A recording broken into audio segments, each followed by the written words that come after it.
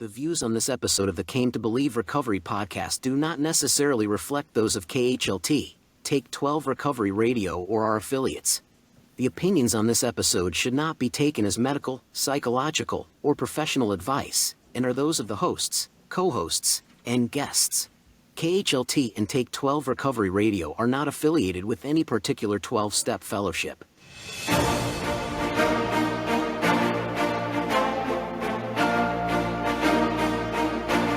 Well, greetings, my friends. I am the Monty'man from Take 12 Recovery Radio, and this is the Came to Believe Recovery Podcast.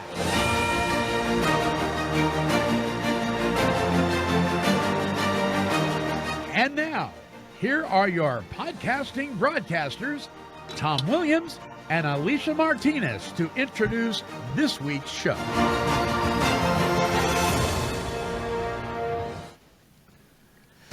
Welcome, everybody, to Came to Believe Recovery Podcast. I am Alicia. We have Tom Williams on the East Coast and Monty'man, our producer, with us today.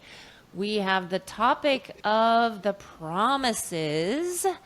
That's what we're going to be talking all about, the different promises. We know that most people feel that the promises are in step 9 and 10, but there's actually promises in every single step. So we're going to gloss over and talk all about that. How are you guys? Chipper here today too. Yes, here on the East Coast is welcome, guys. I'm excited. Yeah, what are you excited about? I'm excited about this because there are promises for every step, and doggone it, when we focus on the promises just in one step and try to apply them to all the different steps, that they get watered down. So I'm excited about checking out the promises in this wonderful big book. You see me blow off the dust? I did. So that's just not. We often say at retreats, or I'll often say, the program does not promise a struggle. It promises freedom and restoration and happiness and joy, and we're going to talk about that today. This is my favorite subject, because I was talking to Alicia yesterday when we were pre-gaming this, and I wrote a white paper or a talk on the promises, and I went for 2 years around to retreats, and that's all they wanted me to talk about was the promises, where I outlined the promises and gave examples of how they come true in your life. And the main point I used to make was, these are things we get if you do what they did. What's a promise, right? A promise is we're going to get to the definition in a second. Boy, we're right into it today. Let's take a second and talk about our day, guys. We're going right into it. We didn't start with our normal chit-chat at all. Yeah. I mean, we chit-chatted ourselves to death 10 minutes before and ranted and raved, and Monty and I solved the buffet problem in the world, because every buffet is the same with us. Because they have no patience, you guys. No patience. No, we have patience. It's just other people are wrong. Gosh, Alicia. That's right. These people in the buffet lines that are taking their good, sweet time, decorating their plates, need to go take an art class down at the senior center. I'm sick and tired of waiting for my food. Get my way. Or just work on your patience. What? Yeah. So I'm excited, guys. I'm excited. Well, number one, as we were saying before, I did get to see the eclipse yesterday here in Manhattan. I'm in Manhattan, and I went to a friend's rooftop, and I got a pair of glasses from somebody. I didn't get them myself, but and so the eclipse is quite a thing to see that. I think where it showed 90% here in New York. So it didn't get dark, but it got dusky. Right, but pretty cool. And were you closer to the eclipse by being on the roof? Yes, he was. He's just dying to do that today, Alicia. I mean, he's just not. I'm thinking of this I Love Lucy episode where Lucy and Ethel are getting a suntan, and Lucy puts the lounge chair on top of a picnic table and then gets on top of the lounge chair, and Ethel goes, "What are you doing?" She goes, "I get my suntan quicker if I'm closer to the sun." Makes sense to me. That sounds like a Lucy thing. Right. That's funny. I didn't even know it was happening, the eclipse thing, but I was running at the lake and a guy came up and gave me those little glasses, and so I looked, but I'm clueless. I live in a little bubble, and I had no idea, but it was pretty cool. You're further from the path, so it probably was not as pronounced. But I totally saw it. It was probably more than half covered. Yeah.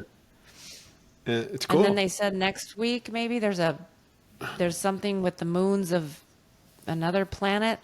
I'm so clueless. I have no idea. I'm like, yeah, whatever. I'm gonna go run now. I don't care. I just don't care. You actually don't know what it is next week.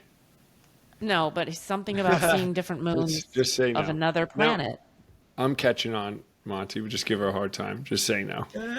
Whatever. And I heard there's a pink moon coming on Pink moon. a week from Tuesday. I don't know. There's a blue moon. You know what that is? How about once in a blue moon? beer. You know what that is? Yeah. It's a beer. Yeah, blue moon it? is the second full moon in any month. Right? It only happens once in a while. Once in a blue moon. There you go. Guys learning something every day. Blue moon, you left me on my own. Like full moon. Without a dream in my heart. Oh, Without no. love of my own. Okay, that's enough chit chat. Let's get to the All right, promises. I'm out tomorrow. I'm out going somewhere. Well, this is such a important thing for me. It's so profound in my life and my recovery because it's really what inspired me when I came back and when I read the big book and I read the 9-step promises, and it just overwhelming came to me that, wait a minute, I get this. And it defined, the 9-step promises particularly, defined a condition that I wanted to be in. And I thought, whatever I'm doing, this is much better. And if this is what these guys got by doing this, I'm doing it. And Yes. I, ever since then, have tried to inspire people and get them in their head that they get these things. These things will happen to them if you do what they did. At some level, at some point, in different varying degrees, they all happen. And they would clear out AA rooms. Now, I'm not being intolerant of AA, guys. We love the rooms of AA. But many AA meetings, people are in who intuitively do not how to handle situations that used to baffle them. And they talk and talk. And I would have been one of those people too. But the promises say, we're a new character. We're a new person with a new outlook on life and a new skip in our step, I guess. And we can be victorious. I love it. I got a question for you guys. I want to remain tolerant of every meeting that ever existed. I do have I don't have a whole lot of patience for people misrepresenting what is in the textbook that is supposed to be the guide for saving lives. You know, it's kind of like if you had a doctor who was going off the procedure and it could actually risk your life when he was doing your heart surgery because he had an opinion, somebody would have to speak up and say something to that guy, right? Absolutely. And so when people teach out of the big book, when people teach out of any piece of literature and they don't know what they're teaching, I have a difficult time with that. And because we have people's lives in our hands here. And so the 9-step promises, that I wish they would take them off the wall in meetings. I really do. Or at the very least, don't call them the promises. Call them the 9-step promises. Right. Make it clear. Because the opening statement to the 9-step promises is conditional. If we are painstaking about this phase of our development. What phase? We just read it prior to that. The amends phase. These promises come true as a result of the amends that you make.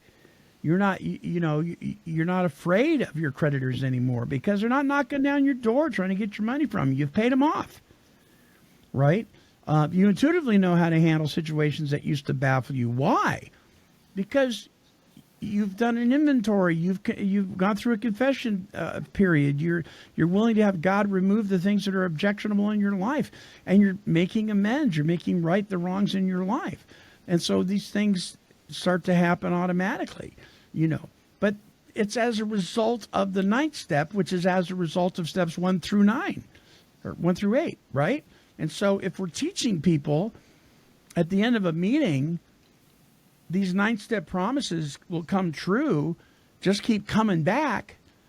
Number 1, we're misinformed. Number 2, we may be lying to them without knowing it.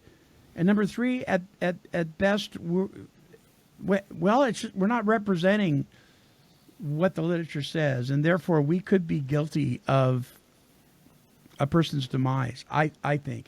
And that, to me, is totally intolerable. I will not tolerate that. If somebody misquotes the big book, I am going to say something.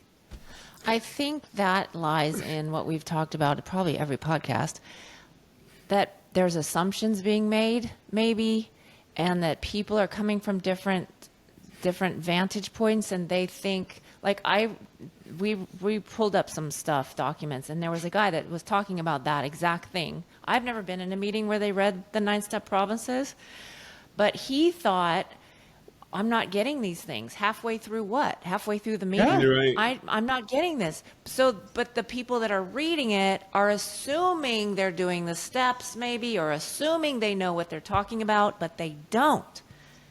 So it's kind of like all that confusion too, because everybody's doing different things, or I don't know. I don't think they're reading them to hurt anybody. No, They're just not thinking it through, maybe, like we are. But I thought that was interesting because I've never heard the 9 steps promises in a meeting. So I thought, yeah, if I did hear those and I was brand new, I might be a little confused. Like, what does that mean? Well, it's kind of a statement outside of context when they read them. It's just like a list of things. And it doesn't have that condition, Monty, that is in there, which is painstaking about this phase. It assumes you've done 1 through 8. And we're painstaking about it. And now our painstaking means taking full effort. And so it's important. It's the first thing we want to say for sure. And here's the other thing I think, too, about the 9-step promises being the focused promises, right? Is that there are other promises, and things begin to happen sooner than the 9th step. And that should be helping, all of us who want what we want yesterday. Addicts are the Like same your way. salad. Mm-hmm. Salad, Monty. Well, wait. We'll have what'd you call that? The buffet rave. The salad bar sloth. Yeah. Salad bar sloth. But if you have to wait till the 9th step to get them, like nothing happens up to the 9th step, and then all of a sudden there's this set of things of life. I mean, which in themselves is a really good thing.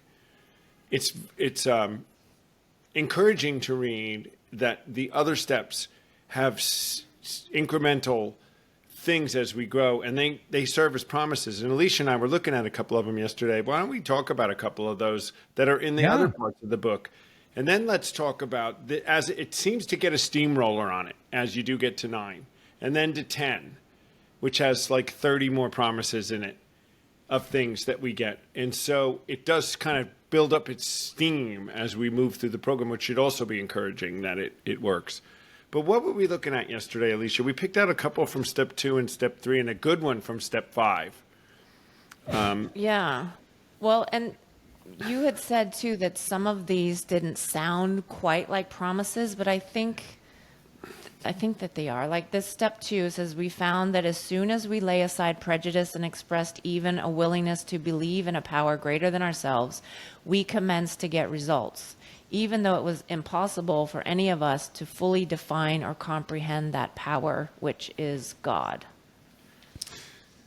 Yeah. Right? So it's just promising that once we begin to believe things are going to happen. Right?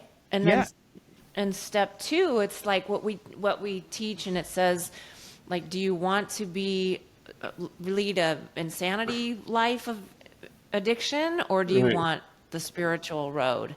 So it's kind of talking about that. Once you lean towards the one side, boom, things are going to happen. Amen. Right? Also, I think one of the second step promises on page 63 and how it works, as we felt new power flow in, that's a promise. And what is that power flowing in? It's the Holy Spirit, man. As we enjoyed peace of mind, wow, I can have peace of mind. As we discovered we could face life successfully, as we became conscious of His presence, my goodness, we began to lose our fear of today, tomorrow, and the hereafter. Yeah. We were reborn. What a bag full of promises. Yeah. Why am I stuck on the 9 step promise? Slow your roll, folks. Let's experience. It's like we're going by in a train and we're missing all the scenery, man. You know? But I wonder if people hear that and think, well, if I do that, I'm just going to be 100% of the time happy, joyful, and free. That's not exactly what we're saying. I mean, but even the fact for an addict, for me, to even have that some of the time, that is a major improvement to being suicidal and wanting to die. So it's not promising happiness all day long, every day, but you will have it. And we'll get more into that later, I think, too, Tom, of like, if you're keeping spiritually fit, then you will have some of these or all of them at some time. And if you don't have them, then maybe we need to ask, why not? Right? We talk a lot about that in step 10. Like, why don't I have these? Right. Well, I use it as a barometer. I'll say to people, look at your 9 step promises. Is this, and give yourself a little checkup. Are you feeling any of this? Is this seeming okay with you? Because you're supposed to be feeling this way. And if you're not, it's a way, then you go over to your 10th step list, right? What's going on?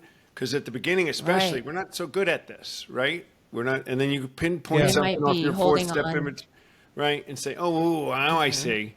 Because now we're honest with ourselves and we want to do this. Guys, it's so amazing that this process, and it's just the same process that was taught in the Bible by Jesus on how to live the right way, and to feel these same feelings of peace and ease and lack of struggle in our lives. How could you not buy into the idea that you can be recovered? Like, again, it's, I'm going to get to this place that gets so animated about it. And Monty, you just pushed a wonderful button with that paragraph from page 63 when we sincerely took such a position. This is more than you read.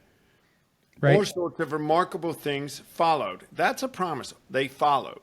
Yeah. They not maybe followed. We had a new employer being all powerful. He provided what we needed if we kept close to him and performed his work well. So he had to perform his work well. This is an indication that 10, 11, and 12. Established, we became less interested in ourselves, our little plans and designs, and we became interested in what we could contribute to life. A new power flowed in, and this is what you read.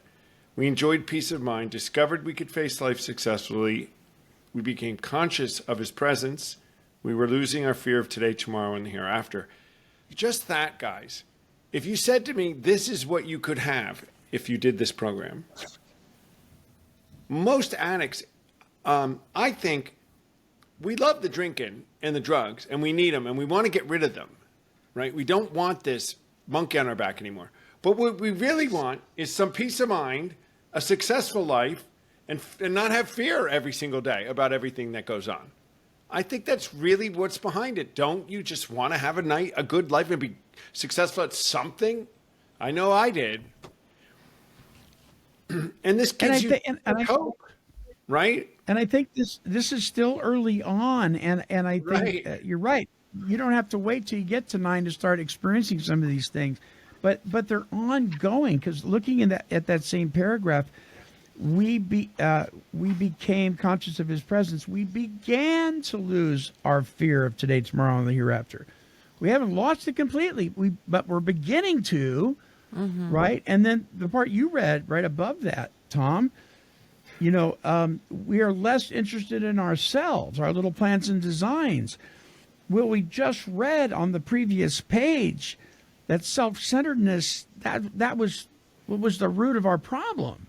Not alcohol, not narcotics, Right. not Sister Mary Elephant, but ourselves. And so we're losing interest in ourselves. So you know what? It's so great is at some point in this step work, at least in my life, what I discovered was as I lost more or began to lose interest in myself and more upon this power greater than me, and more on you, being able to help you, then my desire to look for peace and security it wasn't a priority as much anymore because I was thinking outside of myself now. And so because I wasn't scraping to find peace and serenity all the time on my own power, it came. It just came. And that's remarkable. peace of mind. And it happened before step 9, brother. Would you say then that was because of your surrender and your, Monty, you think that, or did it just happen because you were doing the steps? No, I think it was because, first of all, I don't think I was able to surrender without God drawing me to him anyway. And I think he was beginning to draw me the day I walked in the doors. And actually, probably before that. But as a result of him drawing me to himself, I responded. And I often say, and it's a quote, God will not render us white as snow without our cooperation. So in cooperation with the Holy Spirit, drawing me to my Heavenly Father, those things started to fall away. That peace of mind and serenity started happening. Because God isn't going to pull something out of a big old hole in your heart and not replace it with something. And he replaced it with him. Let's read another paragraph, and this is in step 5, and it kind of follows along. It just builds on what you just read, Monty, and what we've been reading from that step 3. So let's all just remember that in step 3, it says we begin to have a consciousness of the presence of God. So this consciousness, right? And like you, Monty, good point. It says step 3, we began to lose our fear. We hadn't identified it and turned it over yet. This is a program we'll have us do later. Very good point. But it says this. When you're down a little bit, this is from page 75 of the big book. It says, once we have taken this step, which is the 5th step, withholding nothing, of course, that's I usually say that 19 times when I teach this. withholding nothing, we're delighted. We look at the world in the eye. We be at perfect peace and ease. Our fears fall from us. Now our fears are falling from us, right? Yeah. We began to lose our fear. Now they're falling from us, another level. We begin to feel the nearness of our Creator. So not just a consciousness, now he's becoming near. We may have had certain spiritual beliefs, but now we begin to have an experience. Things are growing here. The feeling that the drink problem has disappeared. Amen. Comes strongly. Disappeared. We feel we were on the broad highway walking hand in hand with the spirit of the universe. This is a good report, guys. This is like handsprings report, which they're saying happened to them when they did this. Why don't we read that at the end of the meeting? Why don't we take turns reading the promises of every step and just rotate them instead of doing the same one every time? Right. Can you imagine? We could look the world in the eye. We're going to be delighted. Why is it the 9th step promises that were picked for the room? Is there a reason? Huh. I don't know. That'd be something to investigate. That why was that chosen? Who started that? Yeah. Because you could have picked a list like that in step 10 and written a list also. Sure. So I don't know. That is a good question. How did they get pulled out? Because it doesn't say these are the 9-step promises. It says, if we're painstaking about this phase. I mean, Right. there isn't any other context to lead us to believe. Good question, Alicia. Maybe if somebody in our audience that hears us has some history on this, send us an email. Let us We'd know. love to hear. Maybe this is a Dick Burns question, a Ken Burns question, right?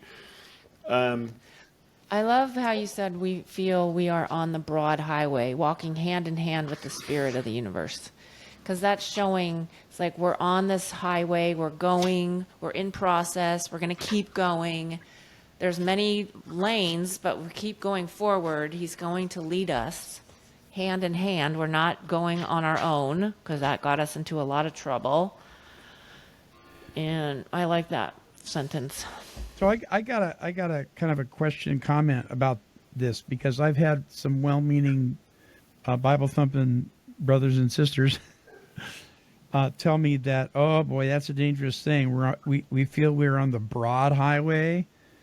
You know, broad is the way to destruction. Narrow is the way to salvation. You know, Narrow this is a the contradiction road. of Scripture. And I'm like, no.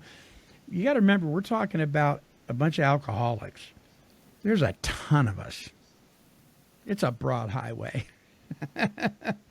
Yeah. But now we're walking hand in hand with God's Spirit. Spirit of the universe is God's Spirit, right? On this broad highway, it's traveled by a whole ton of people. So I don't think it's a contradiction of Scripture when it talks about narrow is the way. I just think it's what it is. What do you think, Alicia, Tom? I actually heard a pastor talk on doing God's will, and it's reminding me of that, because he said that there's many lanes on a highway. If you're praying, which way do I go? Which way do I go? Just go. And if you're going forward, seeking God, then there's different lanes. You might, should I move to Arizona? Should I move to here? Go. Just But do if it. you're going backwards, then that's a different thing. But sometimes, if you're going forward and seeking his will, sometimes he wants you to choose. Yeah. He wants you to do something. So I think that's how I took it. I don't know if that's right. What do you think, Tom? Broad highway. Well, I mean, I love that you brought that up, because I take that totally differently, and I totally take it in an alcoholic recovery mindset, which is Context. we are feeling we're on the broad highway. What we never felt like was any stability or any place that we were safe and easy. We felt like we were in a narrow path, always going to fall off one way or the other. And I feel like finally we're on this broad highway. It's safe. And like you said, there's lots of others with me. I'm walking hand in hand with the Spirit of the universe. I have a path set. There's nothing in my way. And I have this wide open path to walk free. That's how I always took it. This broad highway of safety and stability that we've never had Right. before. That's my. Right. I never thought But about when that. you say broad, there's- but you're always going to get that Bible thumper. I could see where they got it, though. Where they'd go with that if they wanted Exactly. to. But Right. Yeah. But I'm glad we're talking it out, because I think there's different ways to look at it. Sure. and I And- think they more meant it that way. That it's a broad, safe place to be. I do it's too. I do. I think Yeah. that they weren't making any big theologic statement here, or No, I not don't think so statement, either. right? Yeah. Where they weren't contradicting anything. Hey And guys, it's time to take a break. All So right. hold any thoughts, folks. We're talking about the promises in the book on this episode of the Came to Believe Recovery podcast with Alicia Martinez and Tom Williams. We'll be right back. Don't go away.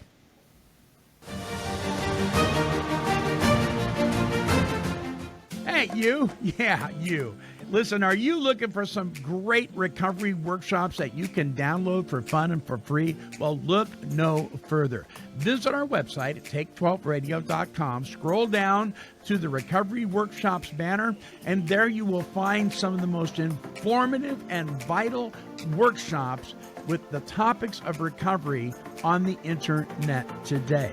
Included in them is Walking Through the Big Book with myself and Chris S., Step by Step Toward Emotional Sobriety with Dr. Alan Berger, and many more. Please check them out today. take12radio.com and click on the Recovery Workshops banner. Accessing this and all of our shows has never been easier. Simply visit our website at take12radio.com and subscribe to any of the podcasting platforms listed there. Take 12 Recovery Radio, the original recovery talk and positive music radio station and podcast. All right, welcome back to the show. You've tuned in to the Came to Believe Recovery podcast with Tom Williams and Alicia Martinez and myself. We're talking about the promises found in the Big Book of Alcoholics Anonymous. So very interesting that we started out with the 9-step promises, or commenting on them as they are kind of commonly known in the 12-step fellowship as the promises, right? But we hardly talked about them so far in the show. We've talked about everything else, other promises, right? So far, we haven't really highlighted them yet. And so that should be really interesting and hopefully enlightening for anybody listening, that this program is just one big, huge promise of wonderfulness, right? Look at that. I found another one, Monty and Alicia, on page 20. This comes from page 25. This is like before you do how it works, although it's a statement that certainly came after the guys had done it. It says this. Listen to this powerful statement. The great fact is just this and nothing less. He says it's not just a fact, it's a great fact. And it's nothing less than a fact. I mean, adamant about what it is, that we have had deep, effective spiritual experiences which have revolutionized our whole attitude towards life, towards our fellows, and towards God's universe. That's the great fact of what happened to them. Revolutionized their whole attitude toward life. A complete transformation. Now, listen to this. The central fact. So this statement has two, the great fact and the central fact of our lives today is the absolute certainty. He goes on, right? Going on to add central fact and absolute certainty that our Creator has entered into our hearts and lives in a way in which is indeed miraculous. He's commenced to accomplish those things for us which we could never do for ourselves. What a powerful statement, set of statements there that so clearly articulate the position of these guys, how strongly they felt about how profound the change was after doing this. And the absolute certainty, right, I would say that would come from, for me, it was like, I couldn't do it on my own. I could not. And then all of a sudden, it's not there. It's not as strong. It's pretty much gone. That I'm certain that I didn't do it, and I'm certain that he did. And I choose to believe he did it because I couldn't do it. You know, when people will say to me today, I mean, the absolute certainty that the Creator has entered into our hearts is when we've had an experience, a touch of God, a real touch. The three of us know it. You can't tell me there isn't a God and there isn't. I've been touched spiritually, emotionally, and you cannot believe it if you don't want to. But I'm not going to say anything, but it's an absolute fact to me, central fact, that he has entered into me. I don't know what else to tell you, and I won't let you take it from me if someone tries to say you didn't. Yeah. I know there's a Creator for me. I know it. Whew. Well, and check this out at the very top of the page. 6 words, but for the grace of God. But for the grace of God. This is a divine help program, not a fellowship help program. Right. Sorry. I hope that's not too intolerant. It's a divine help program, not a fellowship help program. If we're going to lean on each other's powerlessness, if you're powerless over alcohol and narcotics and whatever takes you down, and I'm powerless, 0 plus 0 is 0. Exactly. I don't care if the room is filled with 2,500 people or 25 people. There's nothing to be gained there as far as a permanent solution if God is not the central figure. They're just not. So let's Should we talk. touch on some of the 9-step I was, promises? I was just going to go there, Alicia, right? We should probably hit some. Yeah, and I really want to touch on a few of the 10th step because they're very profound too. It's hard for me to be able to accept anything but the idea that recovered was certainly the condition they were in. If that condition exists in your life, and I've always posed that, you hear me say it, Alicia, and you do too. If this is you, how could you not say you're recovered?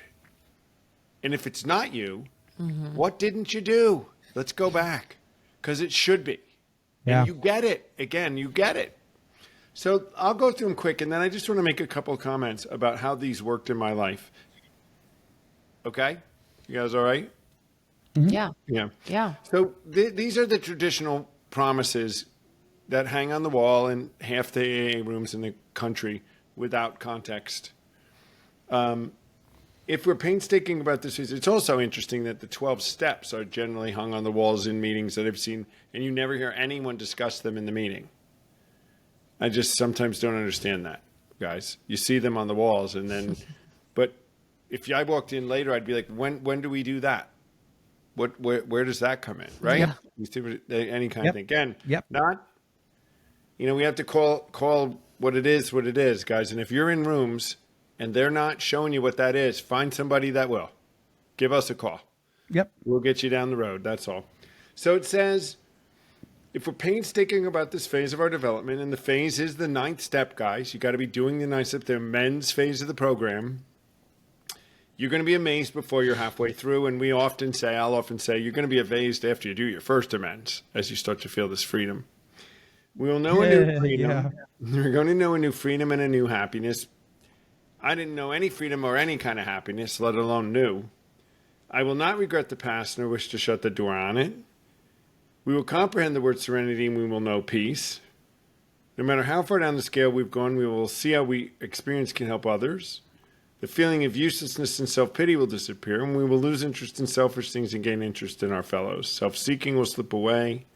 Our whole attitude and outlook upon life will change. Fear, people, and economic insecurity will leave us. We will intuitively know how to handle situations which used to baffle us. We will suddenly realize God is doing for us what we could not do for ourselves. Really, the second time they talk about that, God accomplishing what we couldn't, right? That paragraph from page 25 says the same thing. The reiteration of the idea that we get that you weren't getting all this stuff before. So in my life, how this looked, we will not regret the past nor wish to shut the door on it.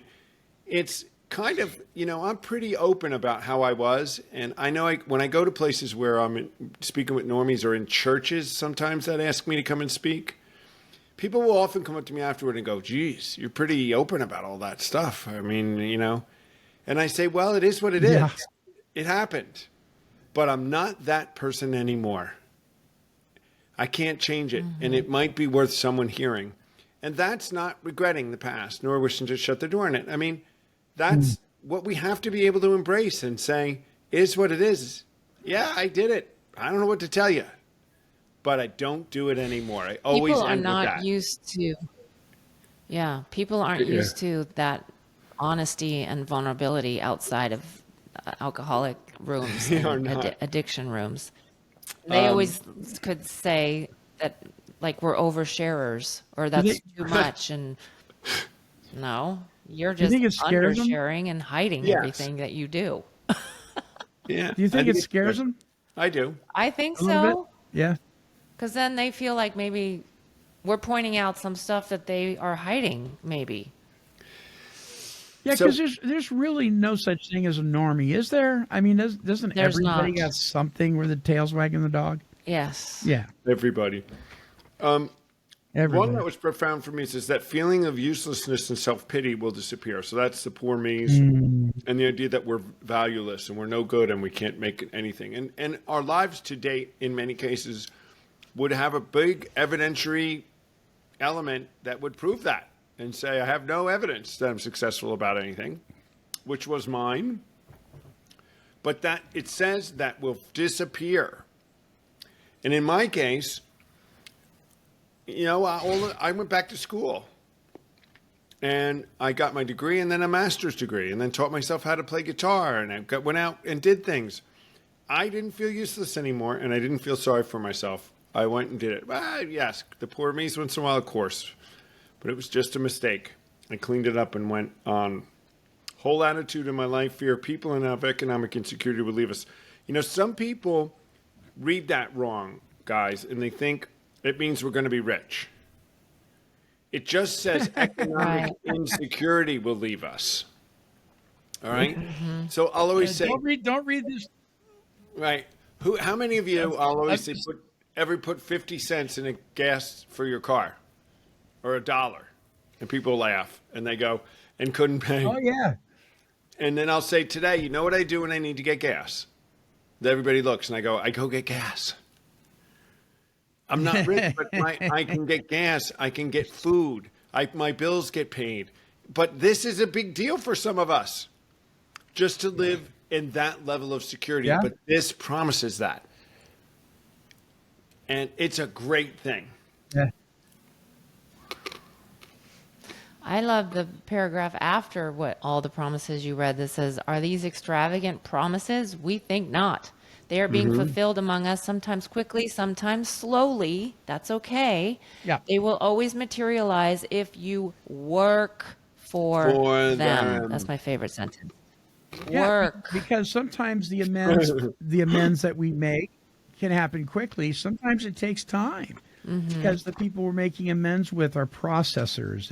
We need to use wisdom and not move too quickly to fix it or whatever. And so sometimes it takes a while. Yeah.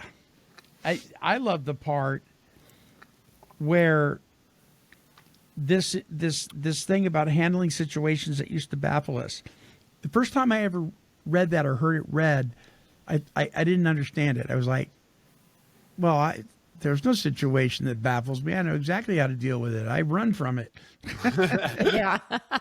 That works for me. But now it's like things just seem to unfold. I'm not saying without any effort, but sometimes it seems like that. It's like, wow, that, you know, our financial situation, my wife and I's financial situations, we are at a point, we're not rich at all. We live,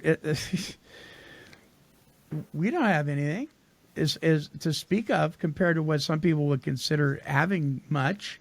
You know, it's tough, but we don't live in any fear of it. It's not, we're fine. And the way things will happen for us, like right now we're having a brand new furnace and a brand new air conditioning unit put into our home. That's expensive, guys, to have that done. There's no way. And guess what? We paid cash for it. If you told me that was going to happen when I was 35, somewhere down the road, I'd have that kind of cash, I'd have laughed you out of the state. There's no way. Even if I was my best self, I'd never get to that point. But it's because of God's grace that has happened for us. And yeah, we can't buy a new car, but we can heat our home. Right. And we're not, I don't know, just things seem to happen. They're going to happen the way God wants them to happen anyway, but there's a new acceptance of that. There's no fear in it anymore because we've learned to trust Him. It's an incredibly marvelous life. Again, why would anybody want to miss it? You know, God almost pays as little attention to money as He pays as little attention to anything. Having money and having things are not anything that God is ever really interested in. There's no scripture. He just isn't. Yeah, not much. He's not interested in it. That's not what He says is the key to anything. Actually, He says in many times it's the key to all the wrong things because it takes you over. Yeah. The money will take you over. And I'd love for you to say this, Monty, instead. Now, I know you meant this, but don't say I don't have anything. Say I don't have a lot of money. Because to me, you're one of the richest people I know. I agree you're with you. One of the richest people I know, and I want people to hear this. Absolutely. What you have can't be bought with money, and what you have is shared. you have something I want more than some people that have money. I don't really know what a car does for me, except it'll make me want a bigger car or a nicer car and takes my focus away. Yeah, right. I don't know. And then people that have money say, well, that's what people that don't have money say. And I say, whatever. Oh, right. I know. But economic insecurity, the idea that we can be comfortable and that our needs are met, are certainly a God thing. And he also Absolutely didn't bash having prosperity and being prosperous. It's just, does prosperity have you? That's it, and there's a difference there. Yes. What did Jesus say? It's the guy who builds the second storehouse that's the fool. But the first storehouse might have been okay if he's used right. You see what I'm saying? But it's the second storehouse that he called him a fool. So we can read into whatever that means. I think once you got 100 million, if you have 200 million, right? But go ahead. Thank you for encouraging me to change the way I say that, because you're absolutely correct. You're absolutely correct. We don't have a lot of money, but we have a lot, a lot. You know what I mean? I mean, it blows my mind. It just blows my mind. And I sat in a meeting one time and I heard this is years ago. I heard this lady go, right now, where I am sitting. And, well, let me preface this by saying this. She was in the process of losing her house. Her husband had passed away a year before, lost all their income. She was handicapped. She couldn't pay for her mortgage. She was in the process. They were coming to get her house that week, right? She had lost her relationship with her son because she set some boundaries because he was very unhealthy. She had every reason to be singing the blues. She had a bunch of stuff going on. This lady had so much joy in her life. When she entered a room, if you were in a bad mood, you were automatically in a good mood. That's just what she brought into a room. And she sat in that meeting that day. She said, today, as I sit right here, I have absolutely everything I need. Everything. I don't need one thing more. I have everything I need. And at the time, I thought, what? I get it now. I really, really do. There is nothing in my life that I need today that I don't already have. And right, I've heard. I can't think of anything. Yeah, people. Well, I don't know. I wish I had more than. I wish I had a little more stability financially, because it makes life a little easier. And well, you wish it, but you have everything you need. You have everything you need in the moment, though, don't you? I do. Yeah. I'd love to be able to be a little freer, and I have a student loan. I have some debt, which is not good to have. That's not a biblical thing to have debt, or it's not a good thing. Right. God doesn't want me beholden to somebody. So that I'm not beating myself up about it, because it is what it is. Again, regret the past, but I'm doing what I can to get out of it. But I'm not, if I hit the lottery, I'm not going to turn it back in. Right. But me either. I certainly would be afraid about what it would do to me. I would really be afraid. As I sit here and tell you, my whole mission in life would be to give most of it away.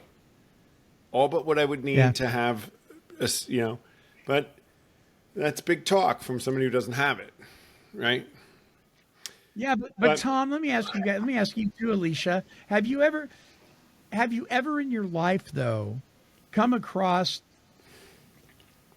a time when you had some cash, maybe more than usual, and you went to the store and thought, I can spend, and then you came home with nothing because you couldn't figure out what to buy? Right. You're like, it's like, I always figured out. I really don't need anything anyway. Yeah. Yeah. Well, it's a great thing to, but anyway, we went down a rabbit hole with that, but it says economic insecurity, and it just means that you're going to not have those fears. You're going to eat, you're going to be able to pay your bills if you're responsible, and you're going to intuitively know how to handle situations that used to baffle you. And that's a lot of life's little problems that we now have the power, because we have a new manager to help us secure. What a discussion today. What a positive, program we ran today, I think. And I hope if you're listening, you took some great encouragement from us and from the things that we read. And Monty, Alicia, and Tom did not make any of this up. This is all stuff that are right in this big It's all book. in the book. And all stuff that prompts people at our retreats to say, why did anybody ever tell me this? You're like, well, it's right there. It's been there all the time. And it really puts to rest the focus of the program, the expectant results of the program, the experience of the founders, and lays in front of us an experience that we all can have too. It's very clear. It's not ambiguous about it at all. We read 3 or 4 affirming paragraphs just filled with hope and covering almost every little whiny thing that any of us had before, right? Every little thing that we could make us a fully human. But like as Alicia says too, they all had a little caveat. Some of them is provided we are painstaking, provided we do a few simple things, provided we da-da-da-da. And so we do have a part. Come to a Came And to it's Believe good to keep Recovery retreat, looking at guys. them because, yeah. And if they're not coming true, right, then maybe I need to work on my spiritual fitness and look at why do I still have fear of people? Because I do. Because I'm holding on to some defects of character, and that one, sometimes I don't have it, but that's you're the one that holding on to keeps some popping up. habits from the defect. You don't have it am, anymore. and The I need habits to- of it. See, Monty, you got to That's give my everybody part. straightened out. Talk the right That's words right. about yourself. You don't Okay. have that I need to anymore. work on my habits. Didn't you? I'll give it So what my what about- sponsor did. Right? Go ahead. What about? So you wanted to touch on some 10-step promises. Oh, yeah. I guess my favorite one in here is, and we cease fighting anything or anyone, even alcohol. I got it because I am overly opinionated. I am right 99.9% of the time. That 1%, I'm still working on figuring out why I can't be right about that. Which simply means that I'm wrong a lot more often than I want to admit, because of pride and ego. Let's face it, we all have some of it. It just shows up in different ways. But this whole thing about ceasing fighting anything or everyone, I was in conflict with everybody. I mean, no matter what you did, I found fault in it. Because I didn't want you looking at me. Because I was too sick. I didn't want you looking at me. And then it says, for by this time, what time? By the time we've gotten to this step, sanity will have returned. We're seldom interested in liquor.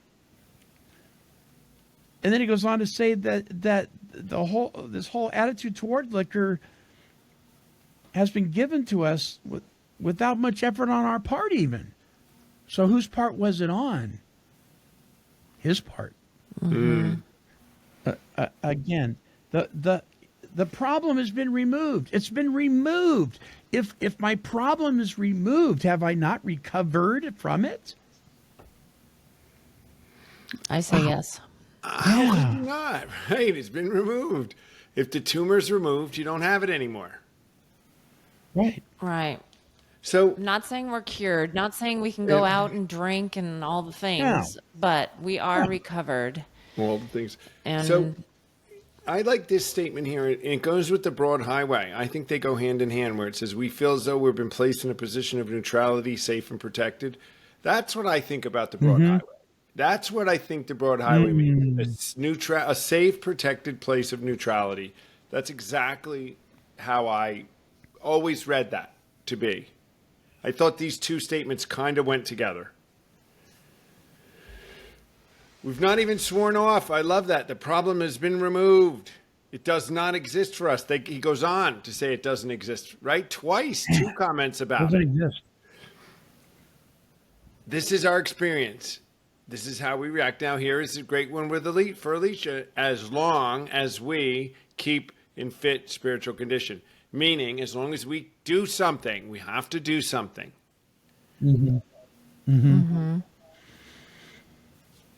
I always think of that. I always think of the person that says, well, the big book says I can go anywhere, anywhere now. I can do anything and go anywhere. So, I like hanging out down at the pool hall, and hanging with my buddies. They drink too much, and I'm always the designated driver, but I love hanging out with them. And this is just, I'm going to apply this, seriously apply this just in my life. I'm not telling anybody they need to do this, but I have to question myself. If I enjoy hanging out with you while you're getting intoxicated, how is that remaining in fit spiritual condition? And Monty, Yeah, I talk agree. about reading everything. It says, I can go anywhere provided I have a good reason. Yeah, It is that a doesn't say good to just reason? go anywhere, anytime, right? And you know what they say about hanging around the barber shop? You're going to get a haircut. You're going to get And if you right. don't have much hair, it's going to get worse. Right. Our whole attitude revolutionized our way of life. Our whole attitude about is changed. Our whole blah, blah, blah. Has it really changed if you're still in the same old thing? I would be right with you, Monty, thinking, and I wouldn't tell anybody Yeah, either, but I would say, I couldn't do that. I just didn't want to.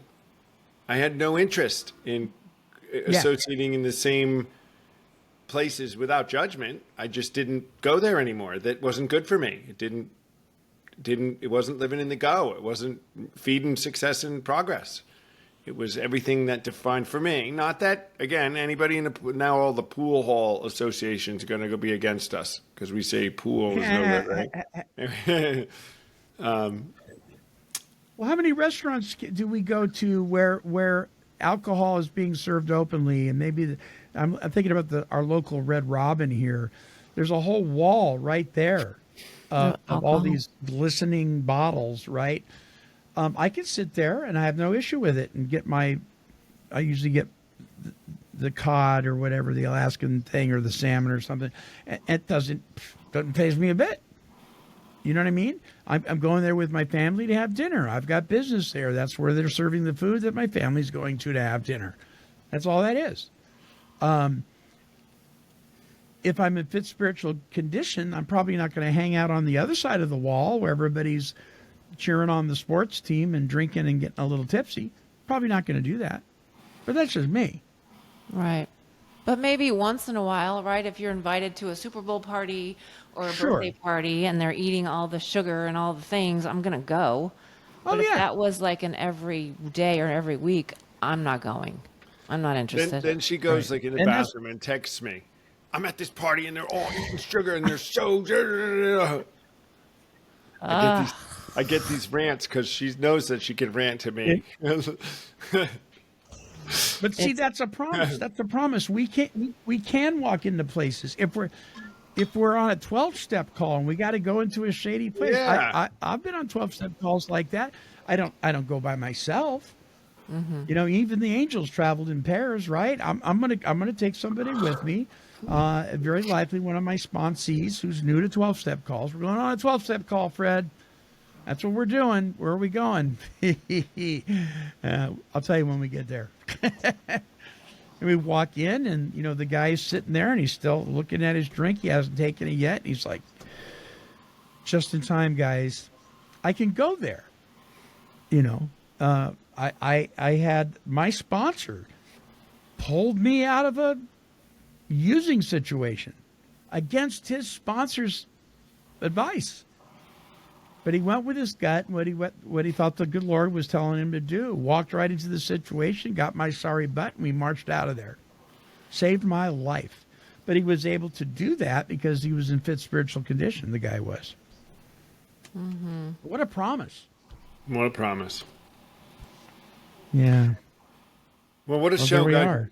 Yeah, and if you are listening and you like this is all stuff, oh my. Find a retreat, and you'll hear Alicia and I, and soon Monty, talk about this at retreats all weekend long. It's the theme of the weekend as we weave this stuff and highlight it through all the steps and present you with a program that you can grasp a hold of too.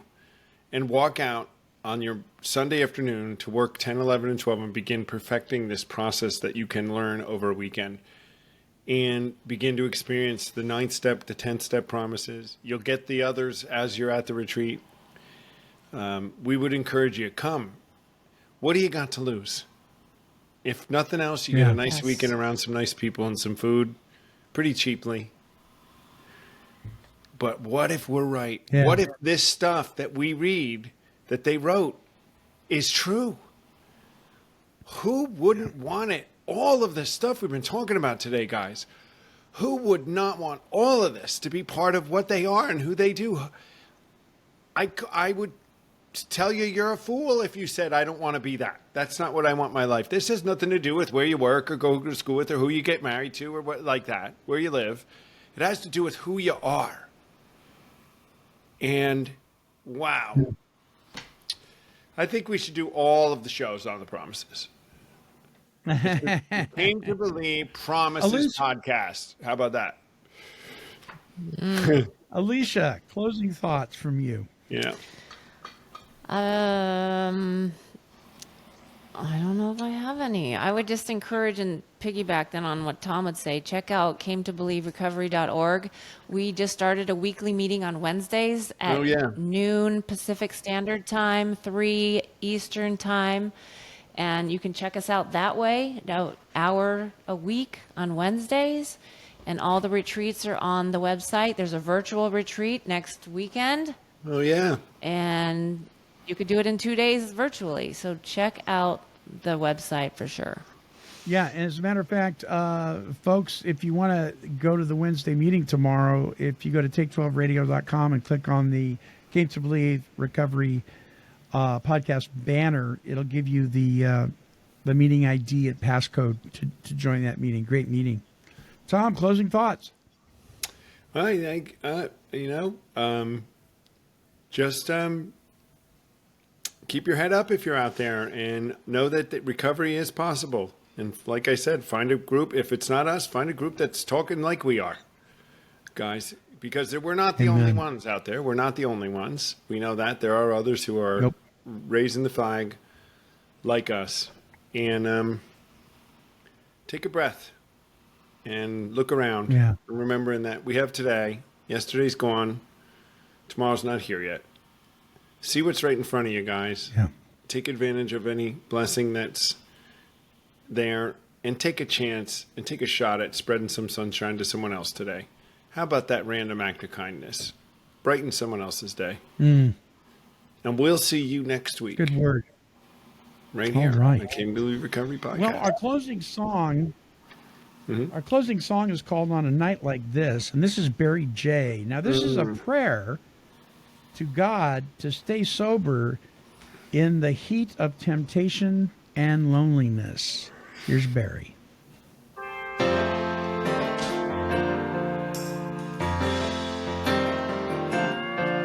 You have loved me, you have saved me many times before. Forgive me as I ask of you for the strength once more to lift me from this place. Feels like an abyss. Will you be my saving grace on a night like this?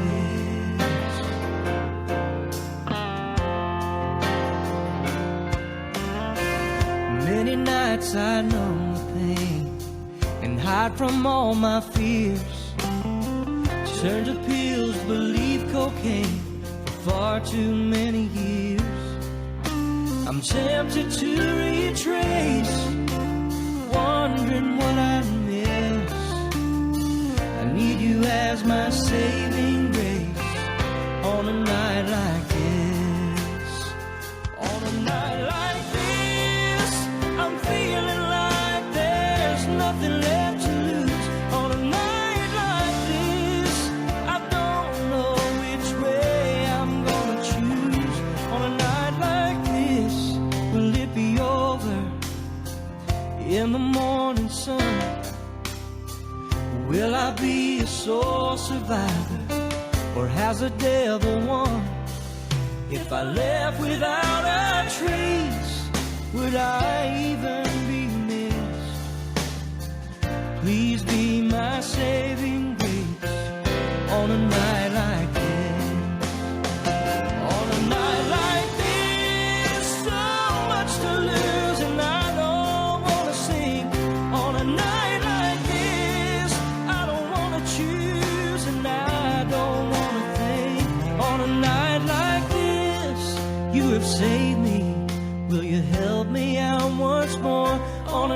night like this, I'm so afraid I'll end up like before.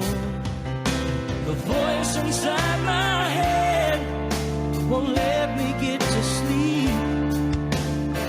If temptation wins tonight, I don't wanna know what I would breathe.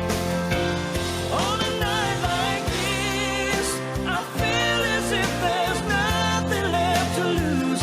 On a night like this, I don't know which way I'm gonna choose. On a night like this, will you save me? Spare me here once more. On a night like this, on my knees before you, desperate and unsure. As the tears run down my face, don't wanna feel the loneliness. Will you be my saving grace on a night like this? I need you as my saving grace on a night like this.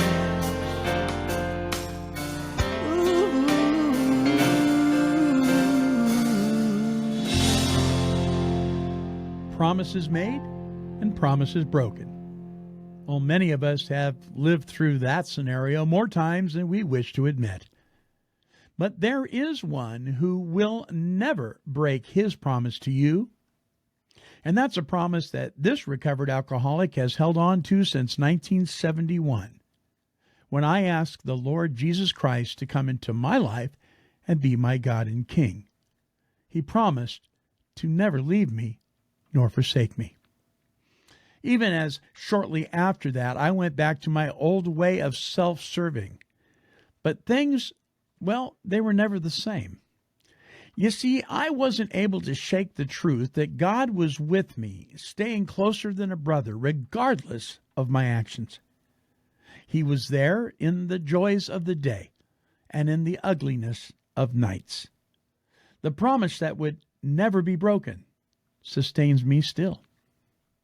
Well, did you know that every step laid out in the Big Book of Alcoholics Anonymous has promises? That's right.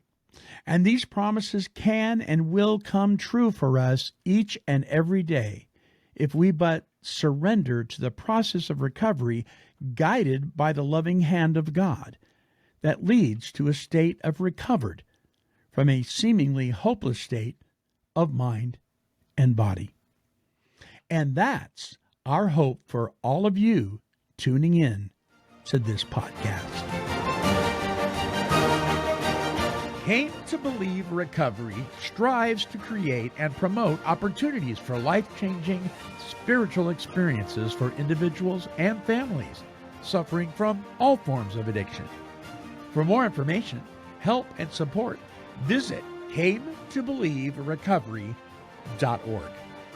I'd like to thank you for allowing me to be your host on this episode of the Came to Believe Recovery podcast. And I would encourage you to like, bookmark, and subscribe to this show.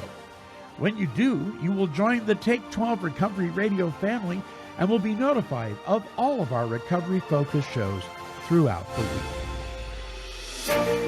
week. Until our next broadcast, when we provide the essential spiritual tools needed to thrive by sharing our experience, our strength, and our hope through our stories of how we came to believe. This has been a production of Take 12 Recovery Radio.